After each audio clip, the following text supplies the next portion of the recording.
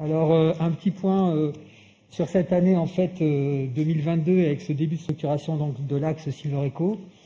Je dirais qu'on a quand même bénéficié d'un événement national qui a quand même beaucoup aidé dans la structuration de l'axe et puis dans ce qu'on va vous présenter tout à l'heure, qui était en fait donc le Tour de France des Silver Régions co-organisé avec France Silver-Eco, qui était un événement donc 100% en distanciel, dans lequel on a eu quasiment près de 300 inscrits et un nombre de connexions très très conséquent.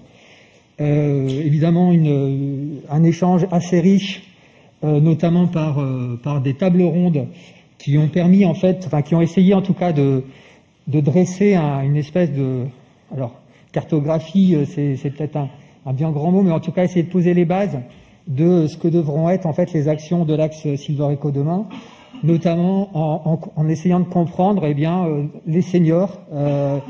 Il y en a effectivement plusieurs, en tout cas on peut les classer, même si le mot est peut-être pas très bon, mais en tout cas ils sont tous différents, ils ont des besoins différents, donc essayer de comprendre quels étaient ces besoins, et puis d'avoir des témoignages en fait, notamment via des partenaires régionaux et notamment des clusters ou des choses comme ça sur aujourd'hui dans le domaine de la Silver-Eco, même si c'est extrêmement large, extrêmement varié, quand on parle d'innovation, on parle de quoi? Et effectivement, on l'a bien dit, on l'a bien mentionné, même si aujourd'hui il représente, on va dire, une entreprise, c'est clair que l'innovation, nous on l'aperçoit de toute façon pas uniquement d'un point de vue technologique, surtout dans ce domaine-là, c'est vraiment multi on va dire secteur. Il y a effectivement la techno, le produit, mais il y a l'organisation, il y a le fait aussi d'être là aujourd'hui, de travailler ensemble, et je pense que c'est un des gros enjeux aussi de notre axe.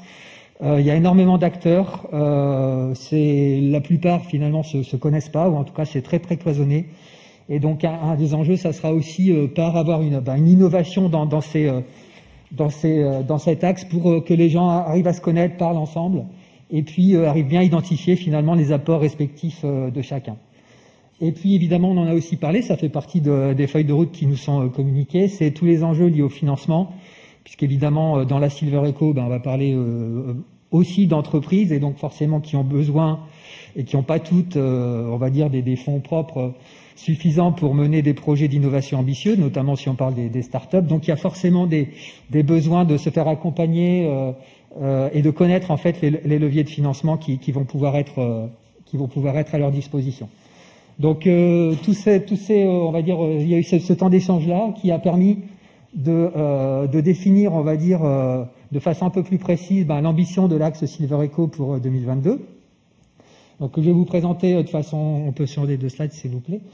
D'un point de vue stratégique, en fait, on a trois grandes actions, on va dire principales. On en a parlé. Un des grands enjeux, c'est effectivement alors de cartographier.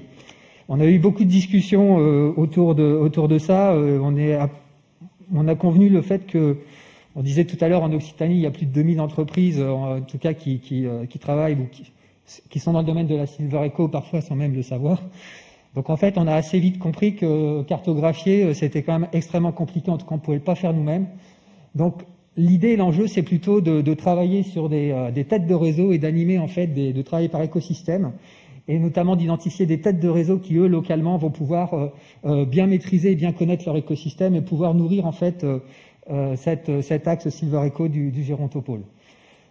Évidemment, tout ça, par contre, notre mission, notre rôle, ça sera de l'animer, de favoriser justement cette transversalité, de faire que les gens se rencontrent, connaissent, puissent échanger d'une part sur les besoins et puis aussi les offres qui sont apportées, et puis de tester, de faire tous ces ateliers autour de notamment des usages, par exemple, qui est un axe important.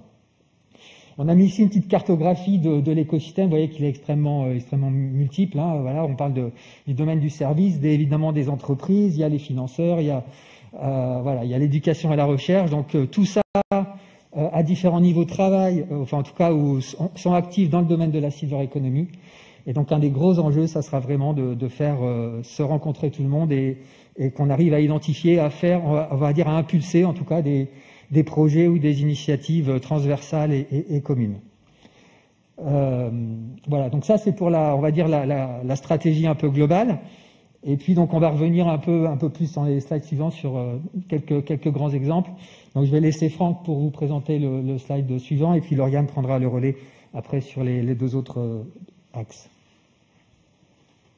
Thomas. Oui, Thomas. Alors moi, je vais revenir sur le premier point en fait de notre stratégie, qui est de mettre en place cette politique, on va dire, de tête de réseau pour pouvoir les animer ensuite. Mais voilà, pour mettre ça en place, il faut déjà les identifier, ces têtes de réseau. Donc on compte lancer un AMI, donc un appel à manifestation d'intérêt, pour savoir qui est prêt avec nous à jouer ce rôle et sur qui on pourrait servir de support. Donc, on a un premier point qu'on a lancé très récemment le 3 février, c'est un projet Orasmus. Donc, qu'est-ce que c'est un projet Orasmus? C'est un dispositif entre 4 écoles de la région, donc la Cité du Design, le M3S, l'École des Mines et également le M Lyon. Et donc, le but, c'est de mettre en relation des étudiants qui viennent d'horizons divers et de les faire travailler sur un sujet. Donc, nous, on leur a un peu donné cette mission d'identification des acteurs. Et donc, on essaye de les orienter sur des questionnaires ou sur des interviews pour, en fait, avoir des informations et savoir par où on pourrait commencer sur le territoire. Donc, voilà, c'est un projet qui va s'étaler du 3 février au 5 mai et on aura donc assez rapidement des premiers éléments pour pouvoir ensuite construire notre stratégie à ce niveau-là. Ensuite, par écosystème, on a décidé aussi de faire un recensement, c'est-à-dire de voir ce qu'attendent les acteurs du gérontopole, où est-ce qu'on peut être utile, parce qu'il y a des écosystèmes qui sont plus ou moins développés. Donc le but, c'est pas d'arriver avec des gros sabots, c'est de voir où est-ce qu'on nous attend, où est-ce qu'on pourrait aider.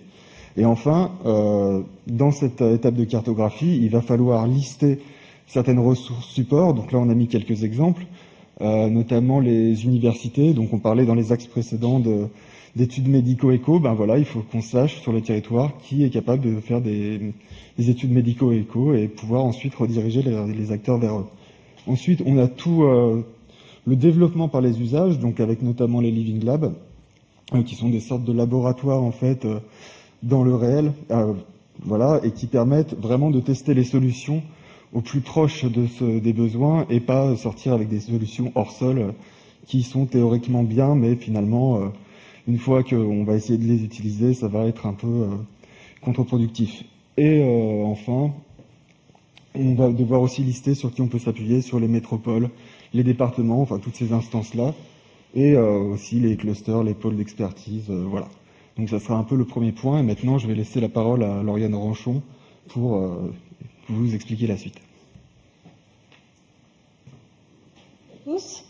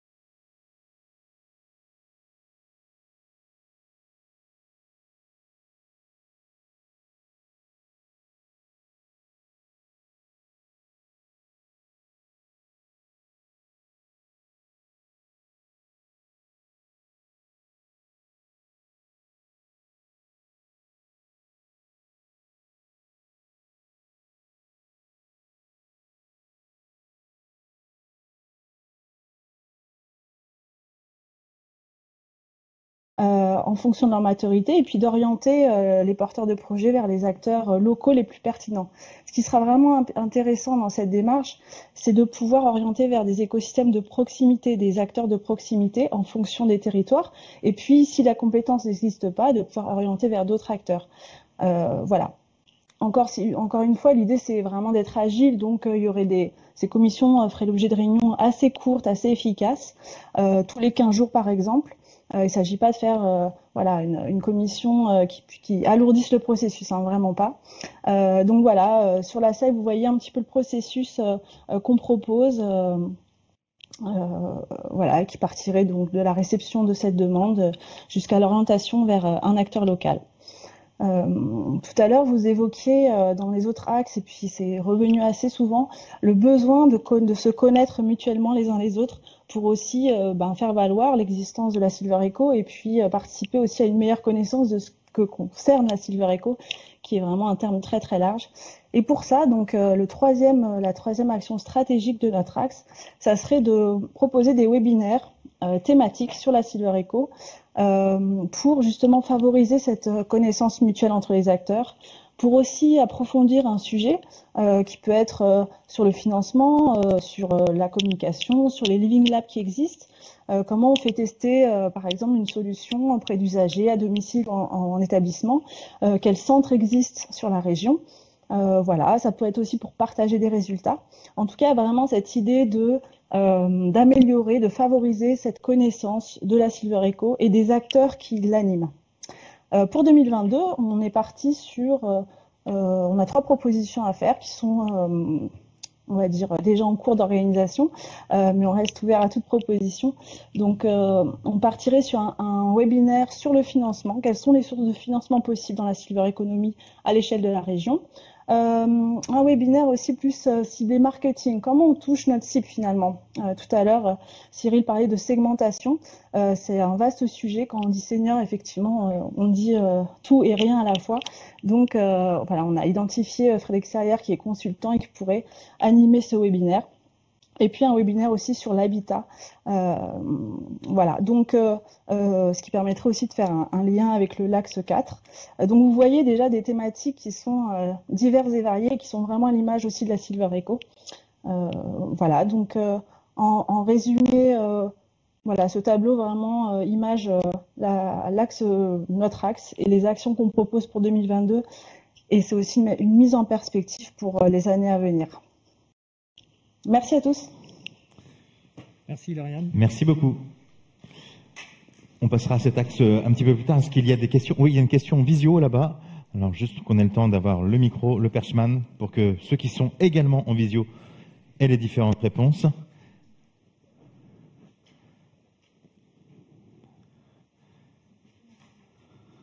Petite question en visio. On vous écoute, si vous voulez bien la donner au micro. Vous parlez de connaissance entre les acteurs. Quelle place, par contre, pour les usagers dans ce processus?